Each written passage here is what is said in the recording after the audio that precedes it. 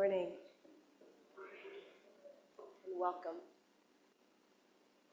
I'm the Reverend Deborah Bennett, and it's my honor to be with you today, to gather and really to celebrate the life of Dr. Arthur Mark, beloved husband, father, grandfather, father-in-law, uncle, teacher, mentor, colleague, and dear, dear friend. I'm going to invite you to just take a moment with me of taking a breath together. I am sure, like me, this is not what we wanted to be doing today.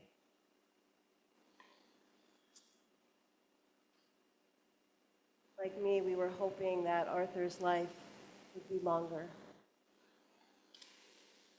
And so there's a pause that I want to take before we enter into the celebration, because indeed there can be mourning alongside celebration. And that is welcome here today as well. So let us take a moment to breathe together, to acknowledge we are here. And we are here for a holy, holy task. The presence of each of you and all that have come from near or far, those joining us online or those just joining us in spirit, speak to the deep, deep love and respect that Arthur inspired throughout his life. Each of you carry a piece of his story, and together we hold the symphony of his life in our collective memories and our affections. It was over 21 years ago that Arthur and his wonderful wife, Seal, found their way to this congregation, the Westminster Unitarian Church. From that time on, they became an integral part of the life and heart of this congregation. Here, Arthur shared his warmth, his curiosity, his steady presence, and his joy in community. Here, friendships grew, rooted in shared values, in music, in laughter, and in the love of life's deeper meaning. In our Unitarian Universalist tradition, we honor each person as unrepeatable and a unique expression of the divine. Rooted in this knowing, today we remember Arthur. We affirm his unique love, and we affirm his unrepeatable light that does not end. While it has changed form, it continues to live in all the lives he touched, in the stories we tell, in the music he loved, the laughter he shared, for all that continues to echo in our hearts. So my friends, may the presence of our beloved Arthur be real and palpable to us today as we call in our presence to this celebration. May we feel his joy and his satisfaction, knowing that his was a life well, well lived and well, well loved. May the words, the music, the silent moments that we share soothe us and also lift us together in celebration. Let's make this a celebration of the life of Arthur Mark. Let's begin by lighting our chalice, a tradition we have in our Unitarian Universalist faith, and I'll invite Bill to come up.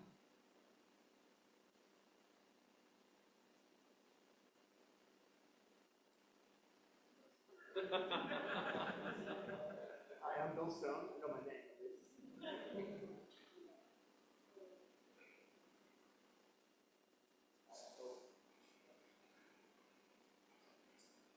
Got me? I don't have my piece of paper right now. Okay.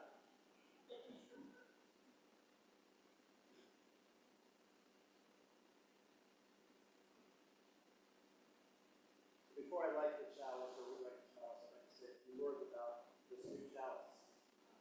This chalice is a gift of my family, our family, in memory of one. And I thank Westminster Unitarian for accepting this gift and homage. Everyone here knows that Arthur would light the room with those twinkly, mysterious blue eyes. And Arthur loved this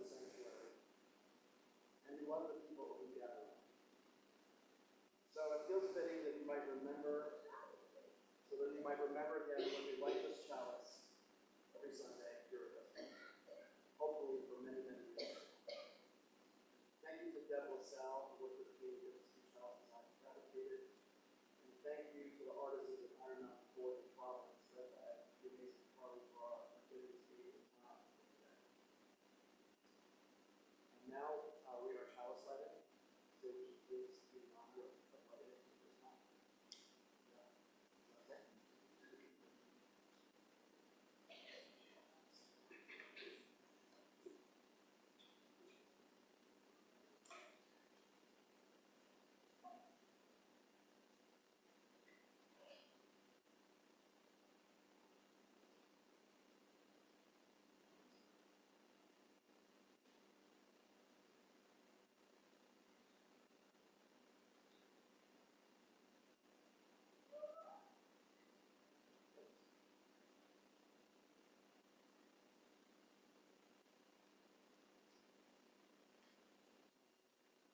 May today bring forth transformation in ourselves. From grief, healing. From memory, wholeness. From celebration.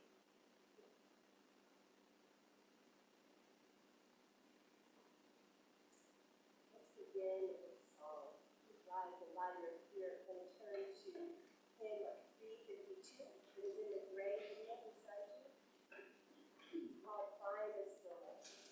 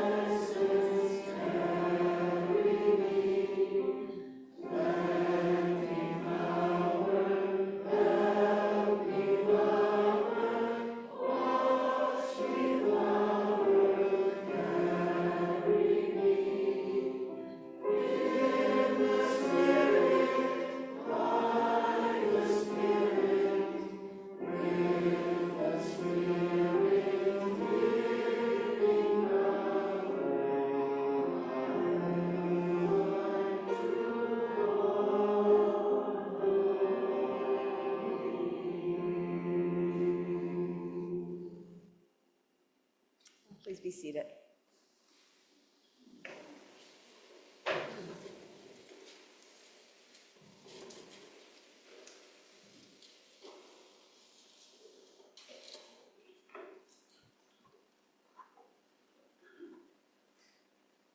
Hello, can you? Yes. I'm honored to be reading this for Arthur. For Arthur. The Times asked me if I wanted to name a star in your honor. And of course I did, Arturo. That's what I'd call you when I was feeling particularly affectionate, which was often. I wanted to plant a forest of evergreens too, just for you. But then it came to me what would mean the most to you and me, though I'm not much good at rhyme. We both wrote in free verse, yours, a life on life, lusty, irreverent, and tender. One Sunday, someone took our photo. I posted it to social media under the headline, "Two Poets one lake view. It was quiet for a change, just me and you, the sound of pages turning. When I think of you, we're still there. Arturo, you had the light touch. You had the right touch.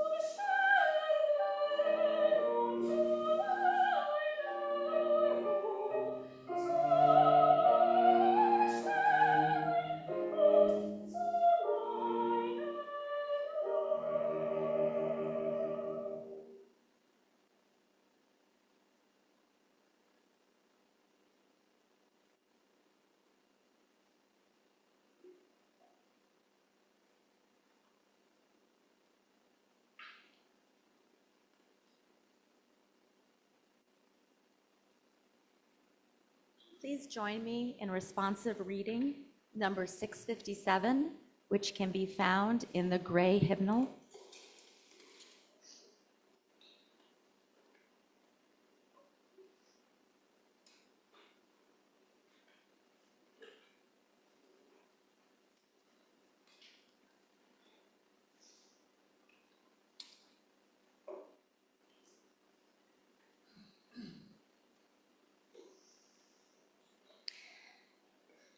Some beliefs are like walled gardens. They encourage exclusiveness and the feeling of being especially privileged. Other beliefs are expansive and lead the way into wider and deeper sympathies. Some beliefs are like shadows, clouding children's days and fears of unknown calamities. Other beliefs are like sunshine, blessing children with the warmth of happiness. Some beliefs are divisive, separating saved from unsaved, friends from enemies. Other beliefs are bonds in the world community, spirit differences between our Some beliefs are like blinders, shutting off the power to choose one's own direction. Other beliefs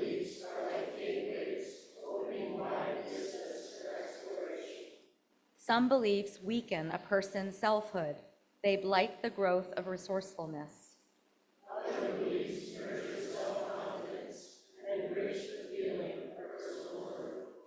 Some beliefs are rigid, like the body of death, impotent in a changing world.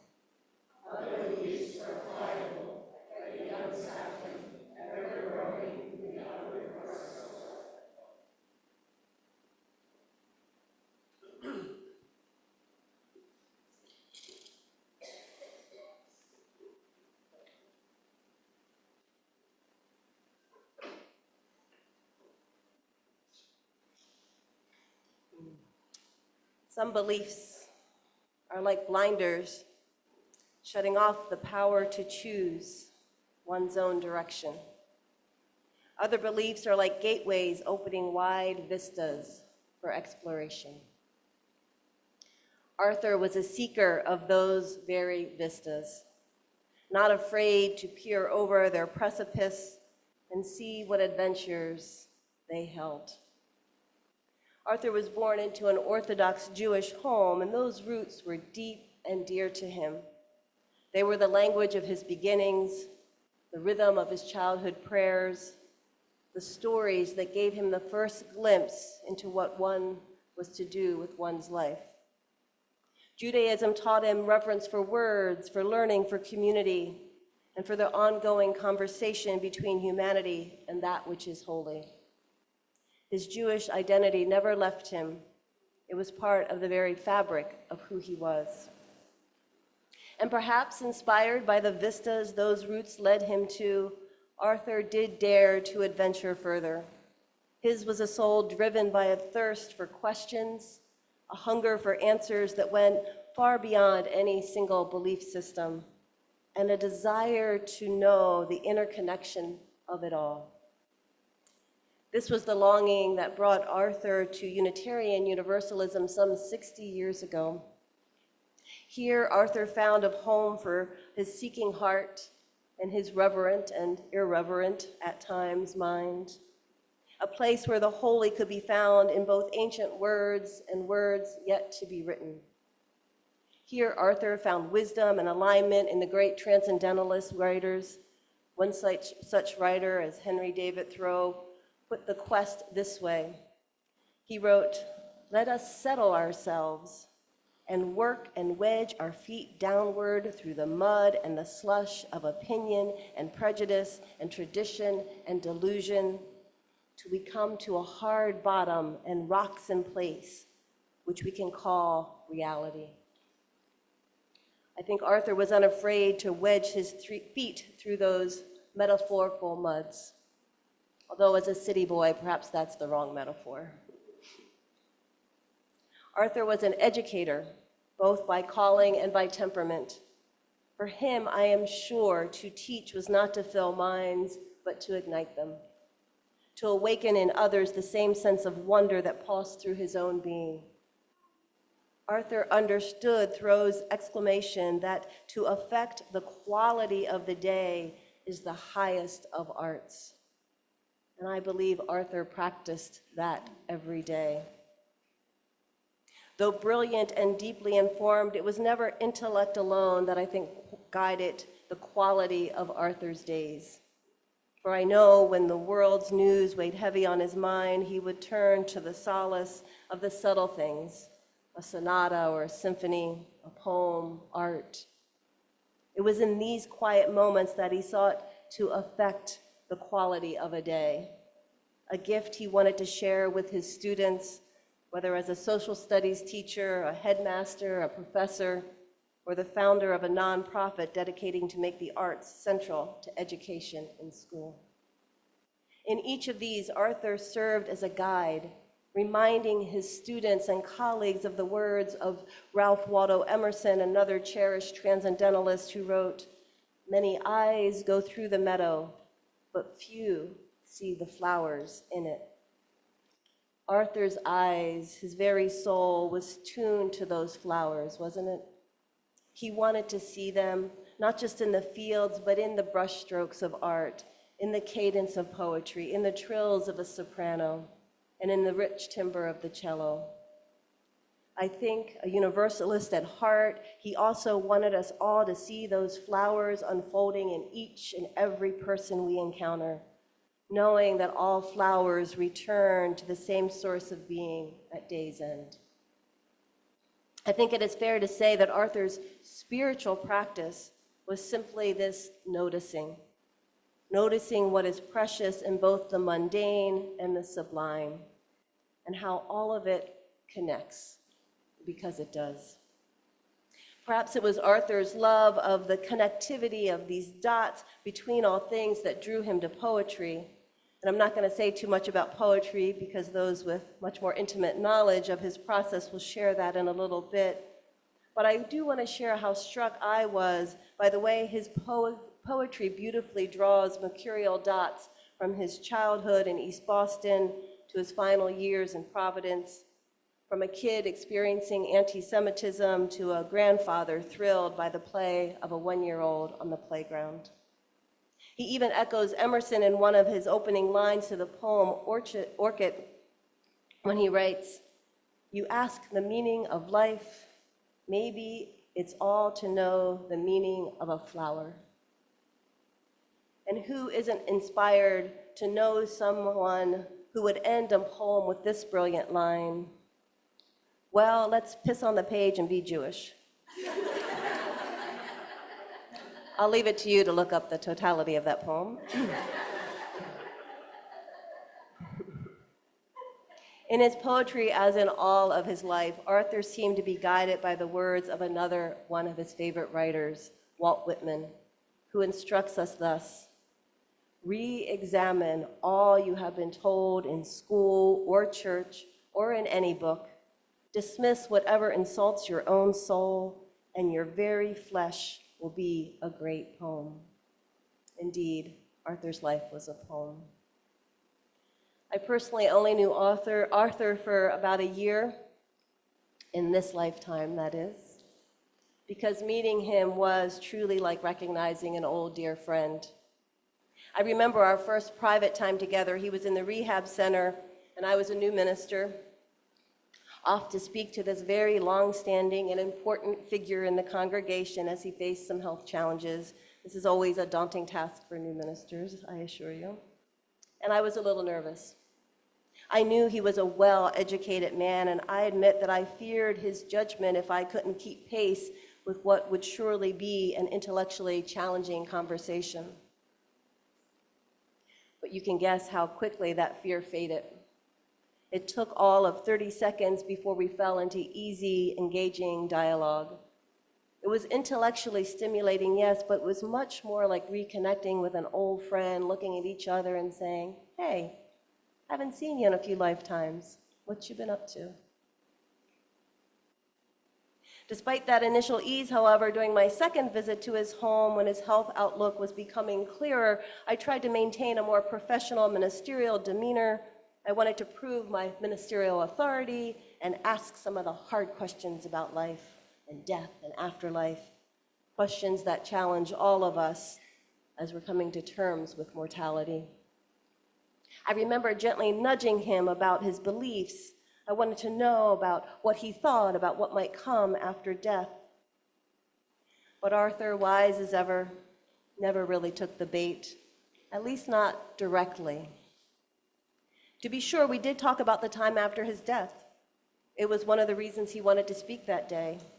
Arthur wanted to make sure I knew about Strauss's 4 last songs and his hope for a soprano at his memorial.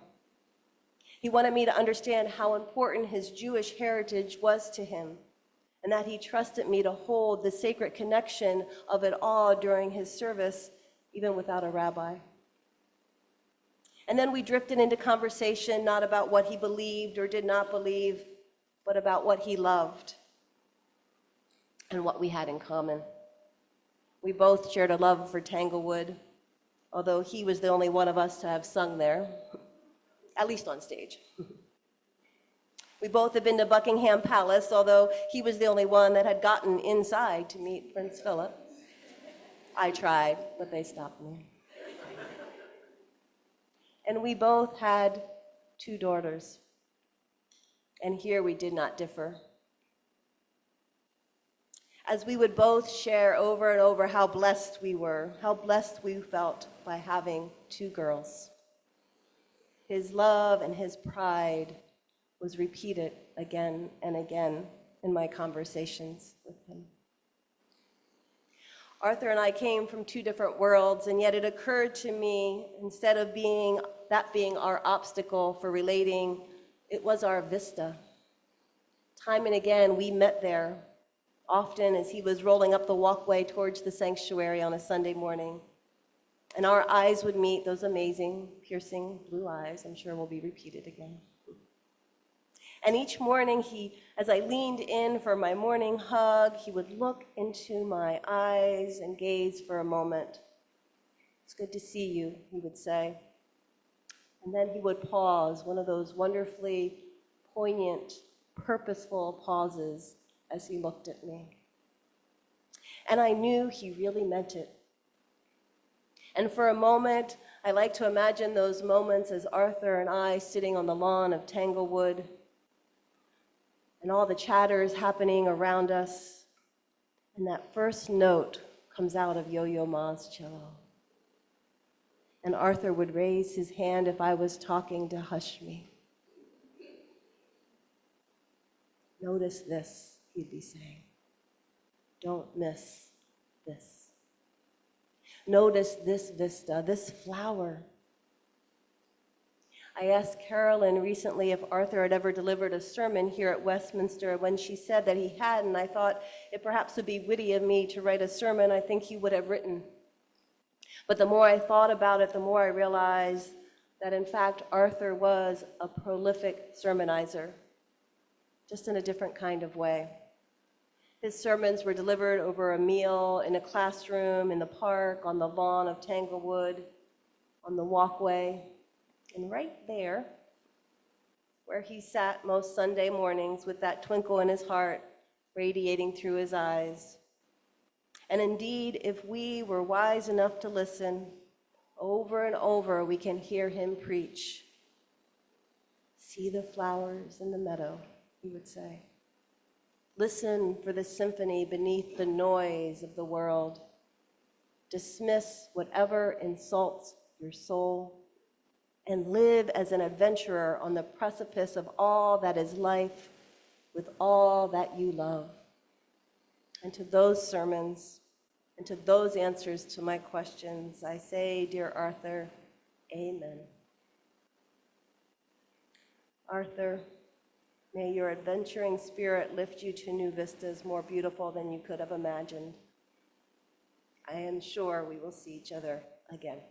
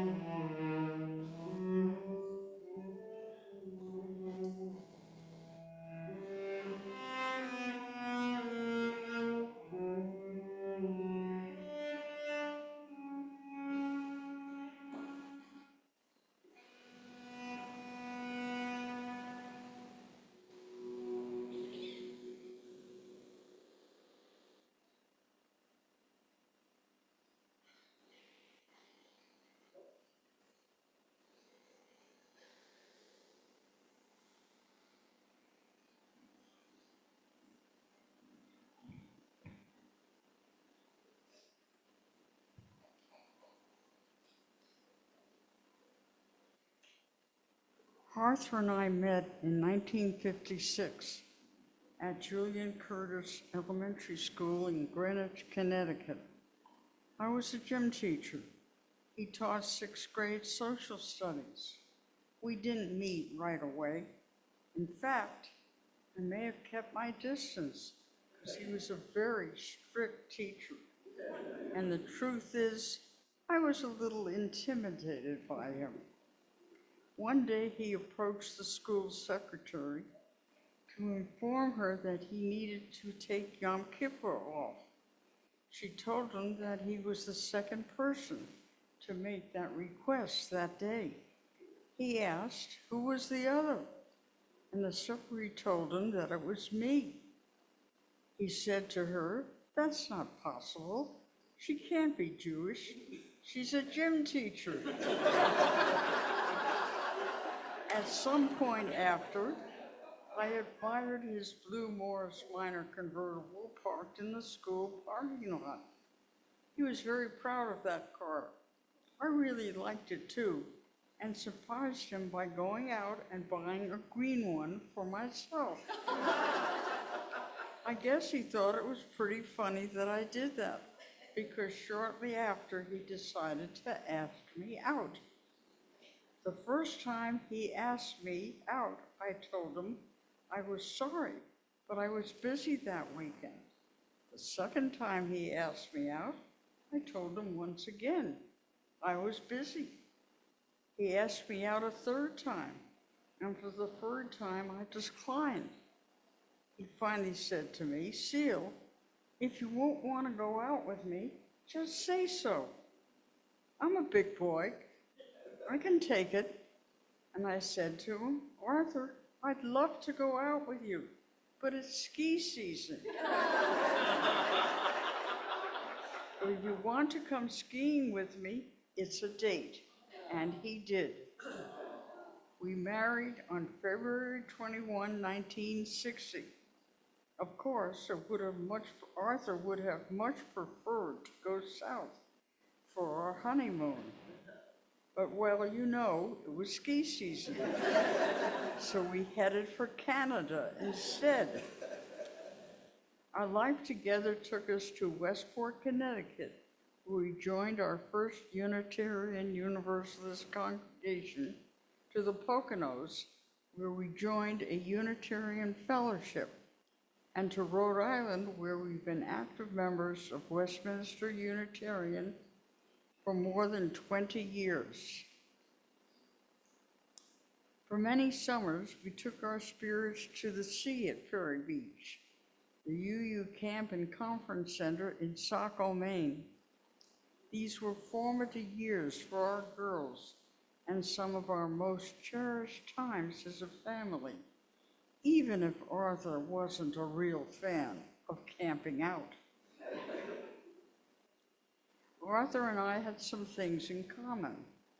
We were both educators and drawn to Unitarian Universalism, but in some ways we were really very different people. He loved classical music. I loved folk. He loved the arts. I loved the outdoors. He loved politics. I loved to volunteer.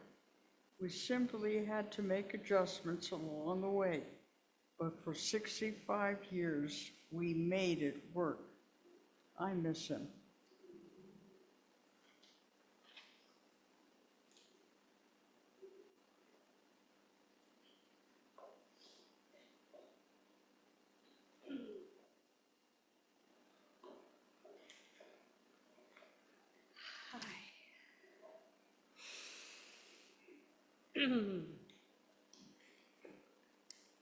I'm going to start in 1969, that I won't do a year at a time. We were on our way to East Haddam, Connecticut, to a castle on a hill, imagined and built by William Gillette. He was a turn-of-the-century actor, playwright, master of stagecraft, known for bringing Sherlock Holmes to life on stage and screen. I asked my father about the cats. Would they be waiting for us? Did they know we were coming? With respectful, perplexed interest, he asked to what cats I was referring. In the collective memory of my family, my prescient question preceding our Gillette Castle visit remains veiled in synchronistic mystery. My father's bright curiosity was always alert to the possibility I could know some things, somehow, to which he had no access. Of course, the possibility of cats existed. Perhaps my father offered we would see one. Without any prior knowledge, I knew somehow that we would, and we did. Upon our arrival, spread throughout the estate, statues of cats, interspersed with scores of live ones, greeted us at every turn. Gillette had a thing for cats. I was 6 years old. My father savored the magic of my knowing what I could not have known.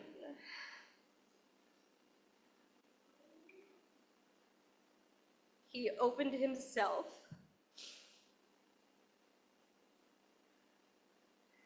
as he did throughout my childhood to mystery, to imagination, to the numinous. With deep warmth and kindness, he would always meet me with those playful, mischievous, dancing eyes. In the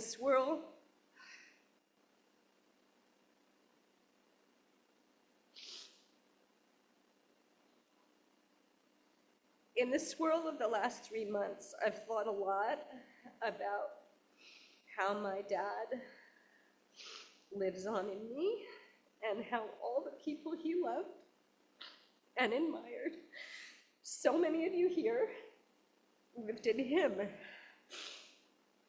As Reverend Deborah said, he was inspired by the transcendentalists who saw the divine in the everyday, by Emerson, who believed that our natural state as observers and learners is what connects us to the universal, and by Thoreau, who said the question is not what you look at, but what you see. Our capacity to recognize beauty and mystery is only possible because it exists in us, in the individual, unique, sacred spark that is simultaneously inside and beyond us. My dad's greatest legacy is his way of being in the world. He would create sacred space by offering a religious attitude poised always toward wonder and resonance.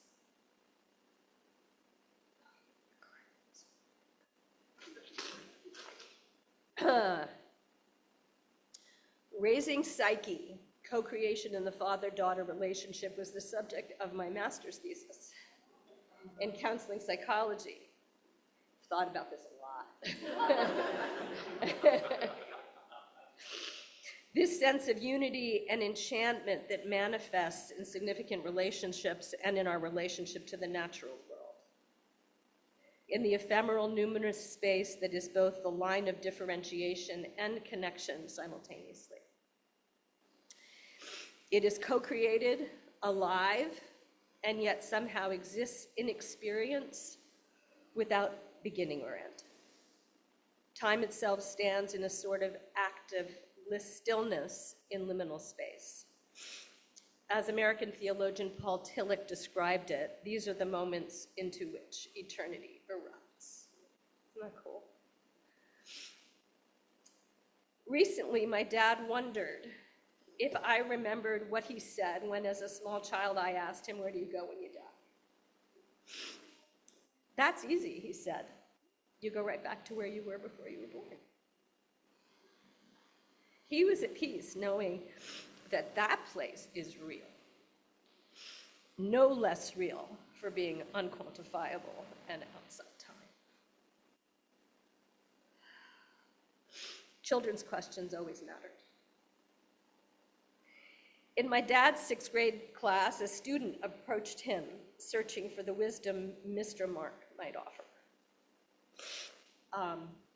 There may be a couple of those 6th graders who are grandparents now that are live streaming, by the way.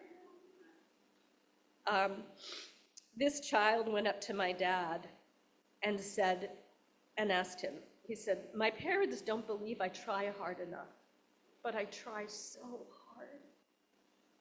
My dad took a deep breath, understanding the care and importance of the moment.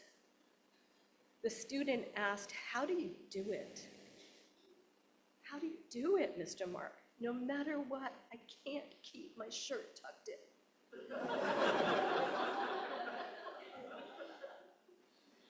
My dad smiled, just as you're imagining he would. He softened. He leaned in close and dropped some knowledge. He said, "I tucked my shirt into my underwear."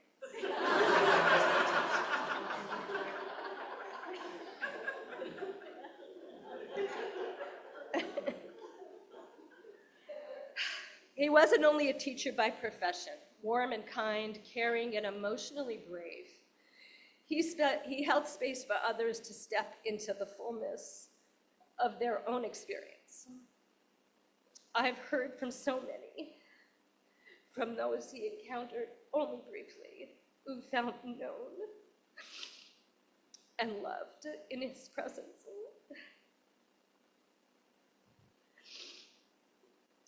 He looked for potential sparks of connection and resonance everywhere, not just in people, but in the smell of peonies, the sound of waves crashing the rocks at Black Point in Narragansett, the taste of a perfect Manhattan, 2 cherries.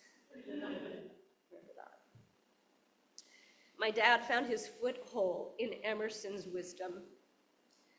Mary Oliver's description of Emerson fits.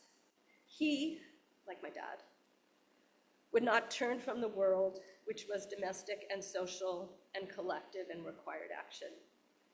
Neither would he swerve from that imperturbable inner radiance, mystical, forming no rational word, but drenched with passionate and untranslatable song. A man should want to be domestic steady, moral, politic, reasonable. He should also want to be subsumed, world, to know himself as dust in the fingers of the wind. This was his supple, unbreakable faith. I imagine my dad's blessing, his wish for all of us, might go something like this. Look for moments that light you up, or open you to what's inside and beyond you at the same time. Be there.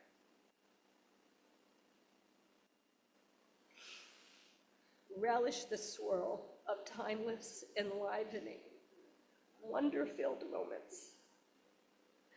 Maybe you'll take a taste of my dad's way of relishing home with you. He'd love that. Thank you.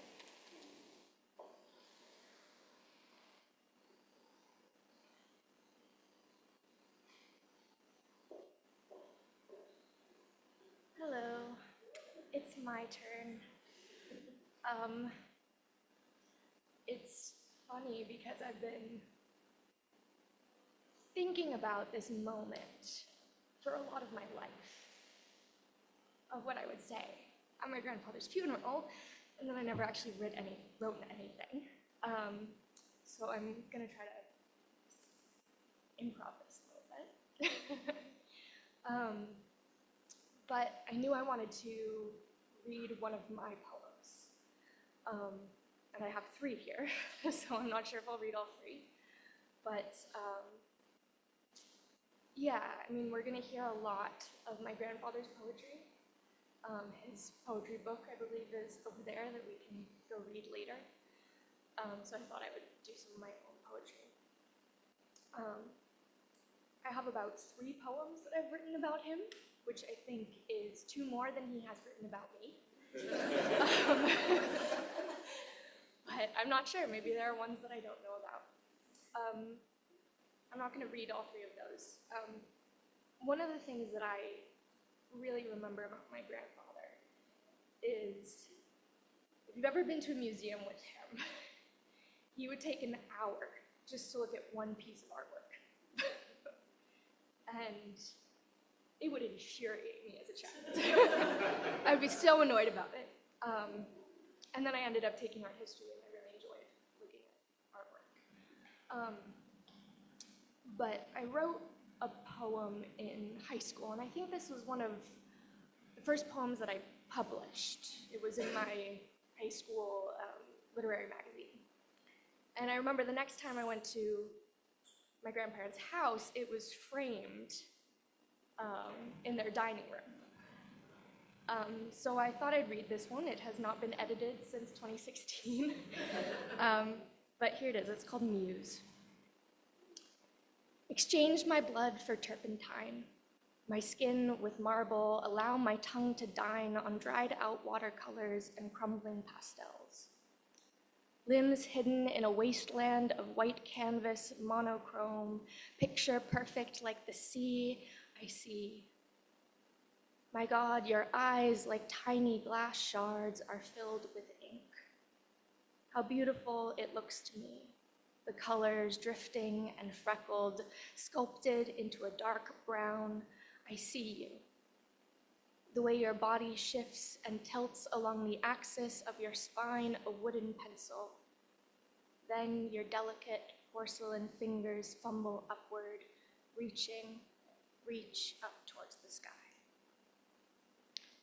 I wanted to read that one because I don't know if that's the first poem of mine that he liked or if it's just the first one he framed. But I don't know. The other one I wanted to read, I wrote this for him in 2020. I have the date written here, for his birthday. And I was quickly editing it outside just a little bit because I realized I hadn't looked at this since 2020. But yeah, so this is The Housefly Ages for 28 Days Before Becoming a Star for Grandpa. When I imagine growing old with the universe, I wonder how I look to her. Fuzzy and fumbling and breathtaking, atoms only just beginning to organize themselves. I look at the sway of the mountains and canyons and envy them for their maturity, their extra few million millennia with her. Wrapped in the arms of the wind, lulled by the things that shave away their peaks and mold their sharp edges smooth. They're only just taking shape too. Younger than oceans, but older than trees, the universe loves the things that are younger than her. Freud was wrong.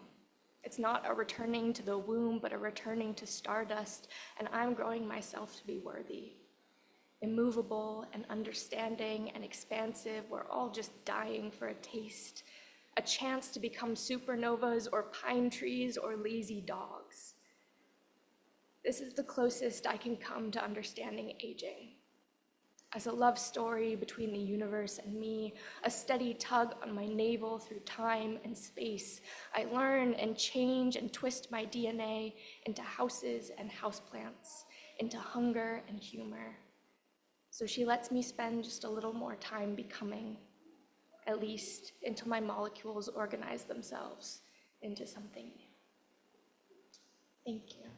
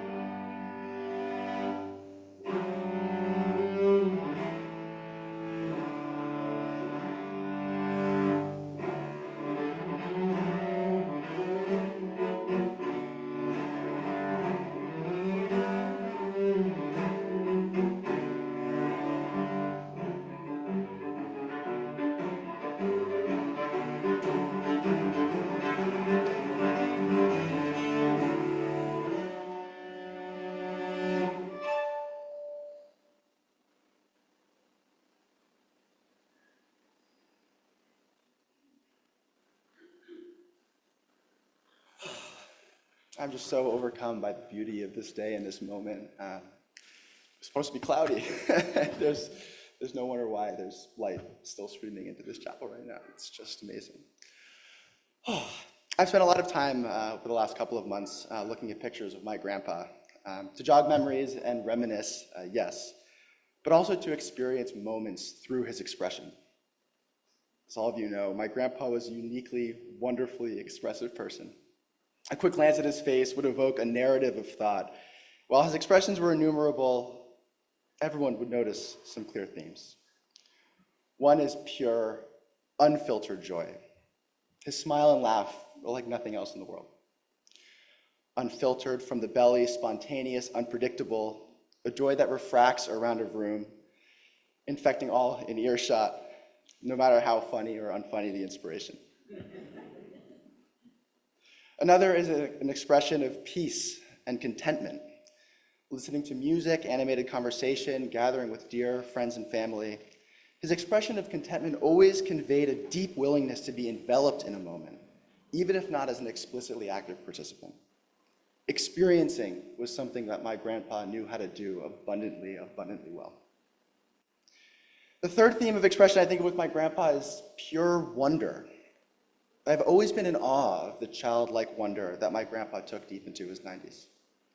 For someone who had seen so much and done so much through a long, dynamic life, the look of wonder that would come over his face if you put a piece of chocolate cake in front of him would make you think that he was a 6-year-old in Willy Wonka. And that was so true about so many things. A piano performance of Tea's, theater of Talia, beautiful poetry, just about anything my mom or aunt would ever do. So many things would create such a deep expression of wonder. Being 27 years old now, it fills me with such profound gratitude to think of all the phases of my life that my grandpa was with me for. Not all simple times: middle school, high school drama, applying and eventually transitioning into college, becoming a young adult in a very chaotic and confusing world. When I would come and be with my grandpa in Narragansett, Warwick, Providence, a lot of the time I would come with a lot on my mind and on my heart. But there was something about his presence, his earnestness, and his ability not to just be in a moment, but to create a feeling of moment. Being in his presence was like a vacuum to the outside world. No matter what was going on at the time, when I would be with him, it would just be him and me. We could talk about anything or nothing at all. He created a quality of presence that is unlike anything else. I've learned so much from it about the importance of intentional slowness and presence. What he experienced in his long, wonderful life was multiplied tenfold by how deeply he experienced it. I continue to learn from reflecting on that every day, to appreciate, to relish, how laughter, peace, and wonder can be found in the grandest performances and the smallest chocolates. In all of my stress and pressure on what I'm doing and where I'm going next, what's happening in this world, his voice will always be in my head, reminding me to slow down, find wonder, and create moment.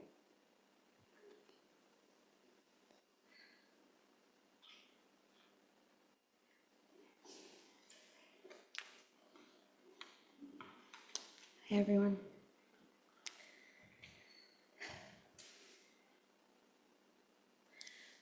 We connected through marveling in beauty.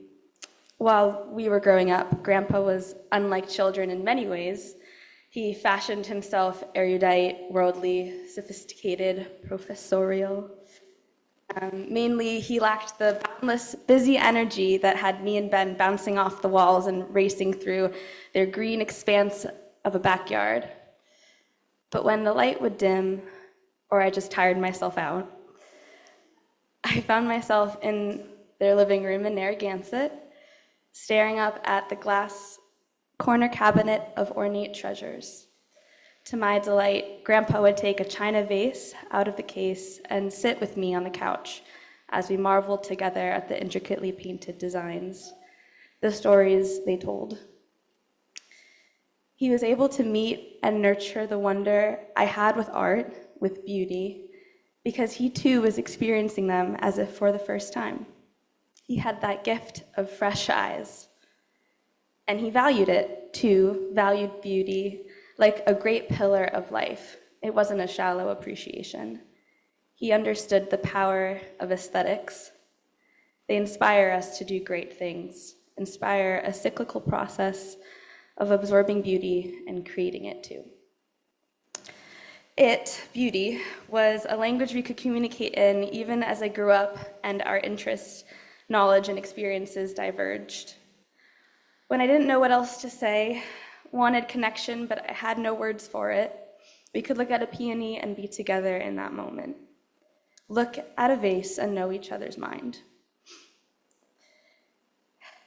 On one of our last calls, maybe it was our last call, he wasn't feeling so up to talking, and I had already covered the familiar territory of personal updates in the past few days. I was in Maine at the time, sitting on the dock in late afternoon sun. I described to him the scene, the green of the trees, the way the light sparkled on the water. I said I wished he was there with me. Bonnie, who was holding the phone, said he was smiling. I felt so connected to him then, even though he didn't say anything, and even though we weren't together. I like to think that we could both see each other in that moment. I mean, his smile is a memorable one. I can picture his twinkling eyes so clearly. He was so proud of us, of his grandkids. We amazed and confused him, the different paths we took and the things we were all creating. It will feel different knowing he won't be a witness to my life anymore. But I am so grateful that he was here as long as he was. I think we really knew each other. I don't know how to close this, so I'll leave you with some vignettes that stay with me. His hand holding mine, his honeyed hi baby when I knelt by his chair, his silly voices and his rich, full body laugh at the head of our dining table, his sweet, tender affection. Thank you.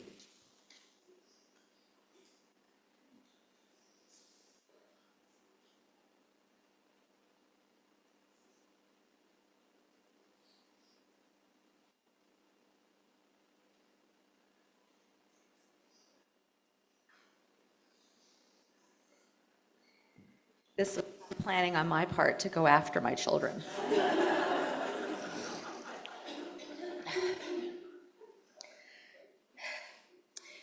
Memory is a funny thing. Sometimes it's not possible to know if something happened one time or if that's just how it always was. One of my lasting memories of my dad is of how every New Year's Eve, he would encourage me and Bonnie to go downstairs and write poetry that captured what we were thinking or how we were feeling on the eve of a new year. Now, there was typically an adult party going on upstairs, so I don't really know if this was to genuinely encourage our creativity or if it was a way to get us out of his hair. But whatever the motive, and I'm sure it was a bit of both, we would scurry off to write what was ultimately received as deeply profound and wise beyond our years. My dad loved poetry, to read it, to hear it, and most of all, to write it. He was drawn to it, I think, because of the power it has to capture the essence of something, to identify what is essential. In certain periods of his life, he was more prolific than in others. None more so than when he and our mom moved into Wingate in September of 2020 during the pandemic. At Wingate, he had the opportunity to take monthly poetry workshops with poet and former Rhode Island Poet Laureate Rick Benjamin, who is with us today. Nothing but his own health could keep my dad from these workshops. It was in these classes that he felt the most alive and the most like himself. But the more he wrote, the more he wondered and worried about what had happened to all of the poetry that he had written previously. Now, my mother is known for putting things in safe places, which doesn't always mean that one is able to find them. One afternoon, he expressed his worry and sadness that a lot of his work hadn't survived their various moves. I set out, with my mom's help, to search every nook and cranny to find every poem we could, some of which had been typed and some of which remained in longhand. I proposed the idea that I would type them all on the computer and that he and I would create a collection that he could gift to family and friends, which he was able to do in December of 2023. Working with my dad on this collection of poems was some of the most meaningful time he and I ever spent together. Now, I'm no poet, but it turns out I'm a pretty good editor. I would have him read his poem out loud as I typed. I would read it back to him to make sure I heard him correctly, making sure my punctuation and line choices matched his cadence. And we would workshop the parts of the poems that he wasn't completely satisfied with, or that I, as the lay reader, didn't understand. It was so affirming to me as his daughter when he would say at times, "Wow, you really understand me." And it was such a joy for me to see the sense of satisfaction on his face when we both agreed that a poem was complete.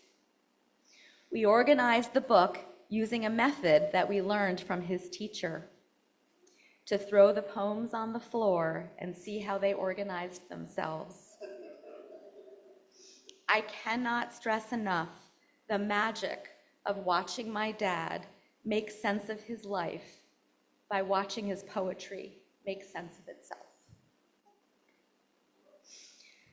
Those of you who have seen my dad's poetry book, and we do have several copies available to look at in Smith Hall, know that my dad dedicated it to his teacher. I would like to read that dedication to you now.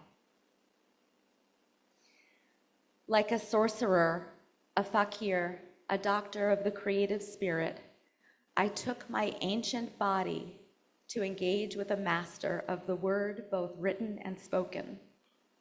Each session, a prompt uncovered vivid experiences left to root mysteriously, or naturally in a fertile, furtive space of 20 minutes. Rick Benjamin inspired me to write new constructs and unearth art unrecognized from several decades ago, miraculously vibrant still when viewed and heard with him. Thank you, Master. We are so glad and grateful that Rick is able to be with us today to celebrate my dad and to share a few words.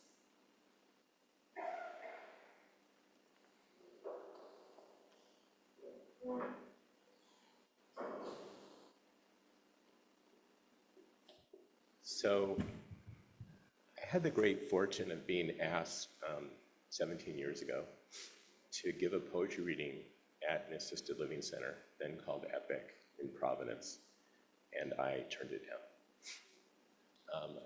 I didn't think there was much value in me coming to read my poems to a group that was passively listening to me. So I explained to the person who called me, who's still the person who welcomes me when I come, that I had something much more active in mind, which was a poetry workshop. And she said they would hate that. And then I said, well, good luck. She was mystified, by the way, because she had Googled poetry, Brown, and community, and I came up, and that made sense to me, because community, it's not something that a lot of artists necessarily aspire to in their work, but for me, it was everything. So I wished her good luck, and she spent another 3 weeks looking for someone else, and then it really exasperated, called me back and said, fine, you can come and do one workshop, but explain it to me again, and I explained it to her again, and definitely emphasized the fact that the elders at Epic would be writing. And she said, they'll hate that. And I said, yeah, most of the high schools I walk into, they see me coming in first of all, and I'm not young and hip. And then they know they've already been encouraged to welcome me by their teacher, who thinks poetry is great, but they don't think so. And so I said, fine, it'll just be like a bad high school classroom. And it usually takes about 10 minutes to warm high school students up to the fact that poetry matters, because the way they've been brought it and taught it is all wrong.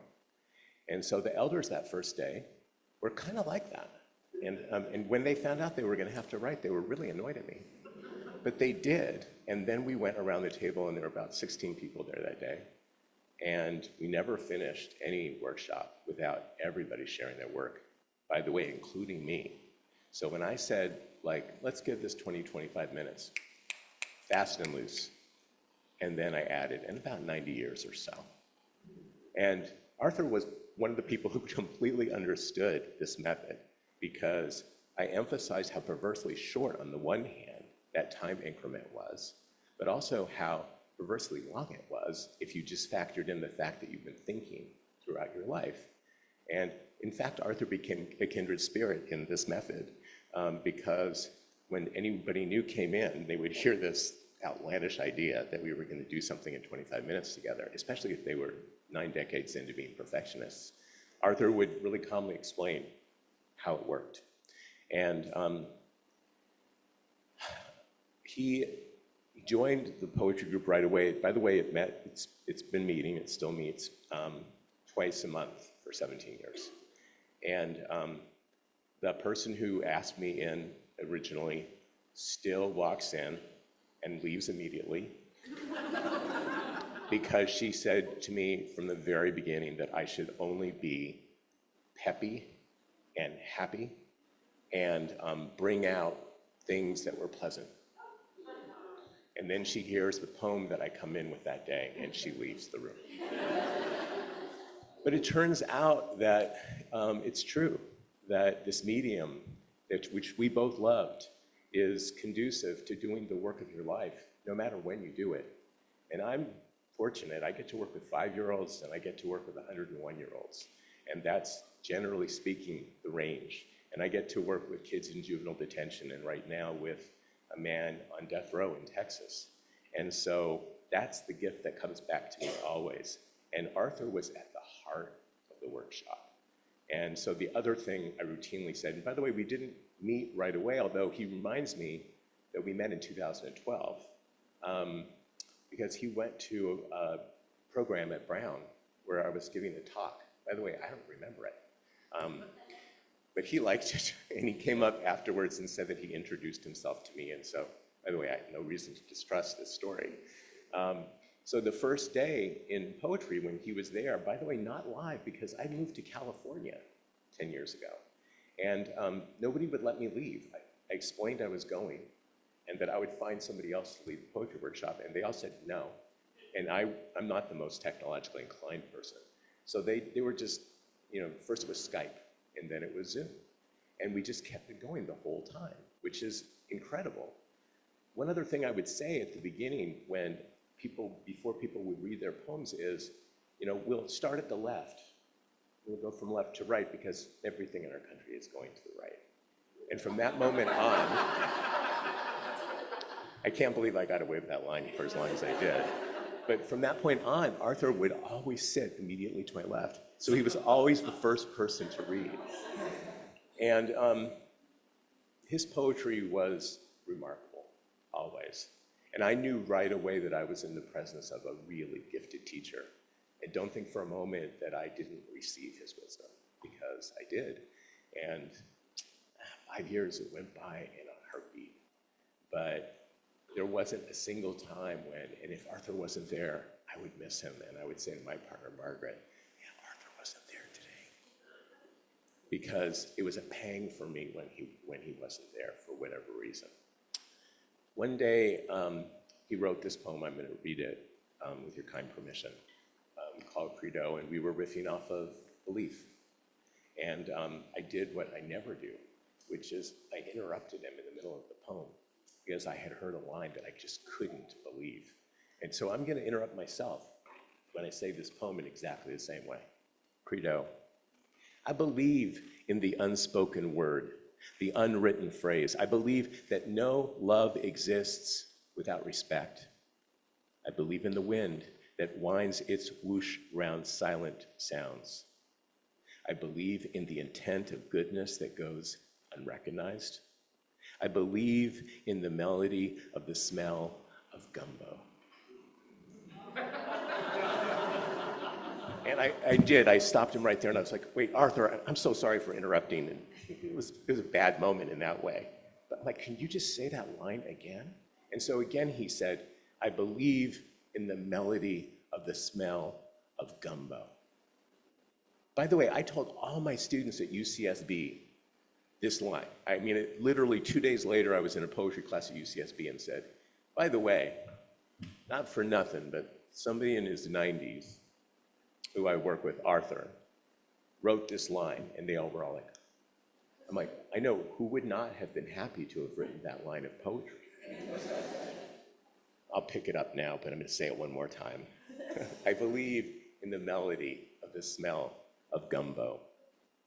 I believe in the bread that won't feed millions. I believe that there is no death because all life is soul.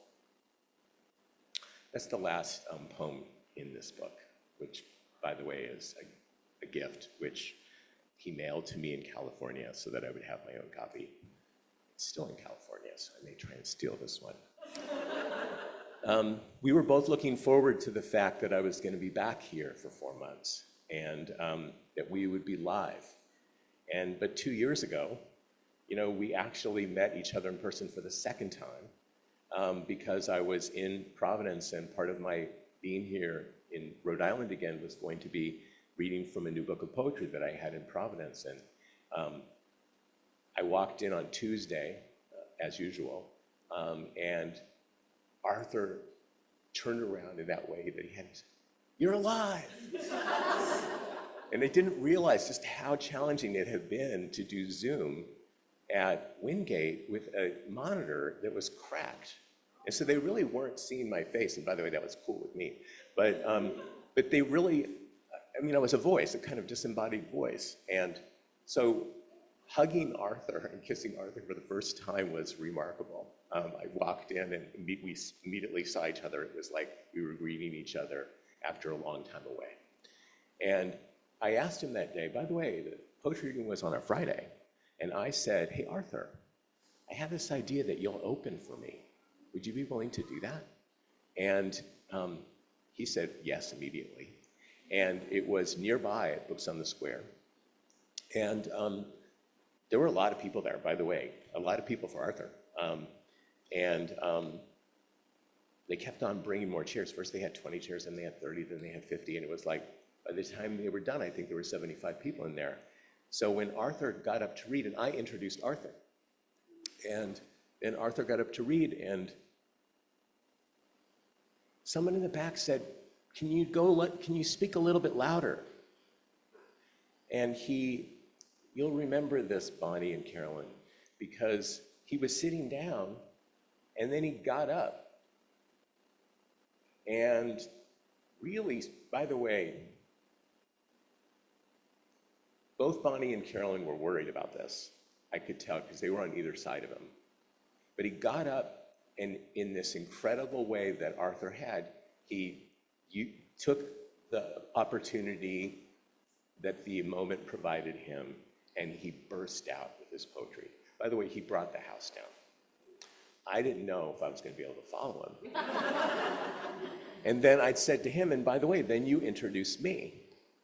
And as if I wasn't already aware that we were kindred spirits, as in kind of kindred rebels and rapscallions, he'd asked me already if he could give a biographical introduction, and I said, absolutely not. Just do what you do. And the introduction, I don't remember all of it. I just remember the way in which he basically introduced me through the lens of my outlaw spirit, which he loved because, as he said, he gets us to believe in what he believes in, and it's outlandish. So again, 25 minutes in about 90 years or so. Maybe it was the last night of his life.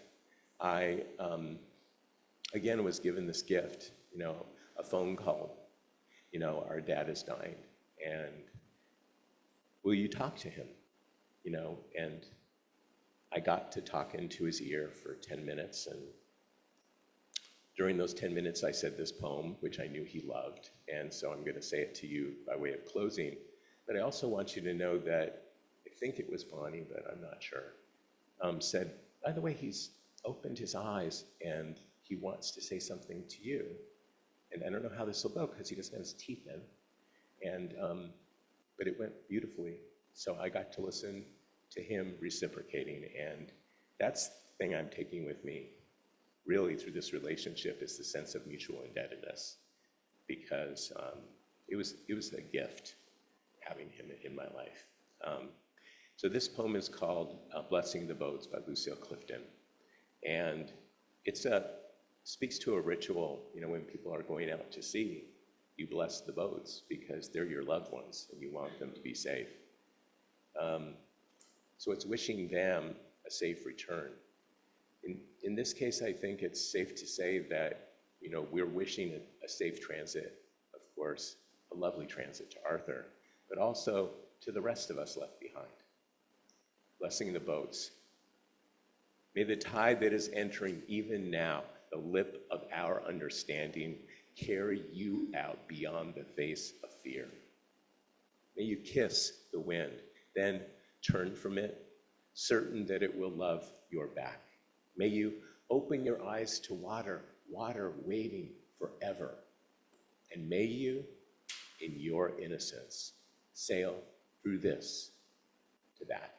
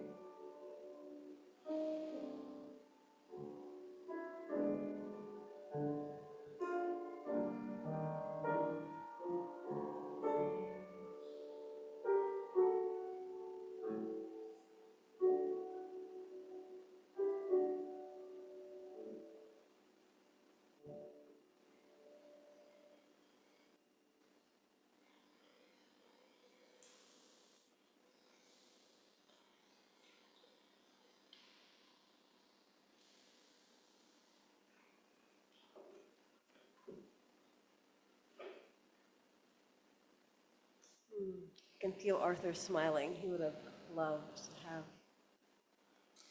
that in one of our services. So thank you for bringing it to us, Arthur. What a beautiful tribute. What a beautiful tribute. What a beautiful way to be together this morning, and just to share the stories and hear the totality of someone's life, or the connectivity of someone's life. I want to end this morning, before we sing our final hymn, with just one more of Arthur's poems. This one's on the back of your order of service. You can take it with you. It's called Release. Feels like a poignant way to end our morning together. Release your hold on strings attached to the heart. Race toward the sun and moon. Weep for joy. Let go of the lead that deadens life and poisons memory. Move with grace to the place of dreams. Close our time together with song. Please rise in body or spirit. We're going to sing hymn 108, which is in the gray hymnal. What a poignant way to end. My life flows in endless song.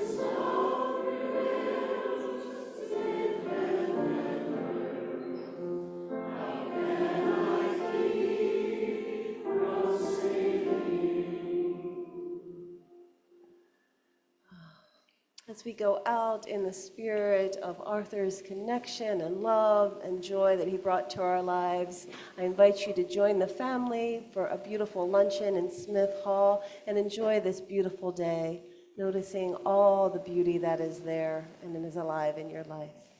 May it be so. Blessed be.